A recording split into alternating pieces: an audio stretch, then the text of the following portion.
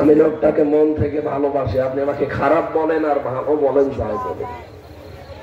আমি সারা পৃথিবীতে সেখানেই বাঙালি ভাষাভাষীর মানুষ আছে, বাংলা ভাষাভাষী, যে এই লোকটার নাম বলবেন, শুধু নাম বললে হবে না, নামের আগে একটা লকব দেওয়া লাগবে। কি বলেন না কেন? শহীদ। আরে ভাই, তাকে তো মেরে ফেলা হয়েছিল, এই জন্য আমরা শহীদ জিয়া বলি। বাংলাদেশে আর একজনকেও মেরে ফেলা হয়েছিল, শেখ মুজিব। কোনদিন আজ পর্যন্ত শুনেছেন শহীদ শেখ মুজিব? কেন?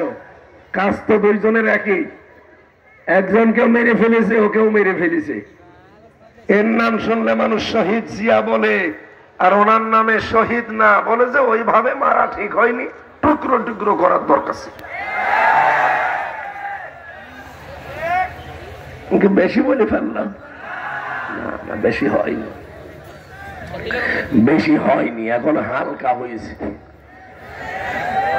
আমি আরাফাতের ময়দানে ছিলাম 16 সালে, ওর পাশে মসজিদে নামিরা আছে।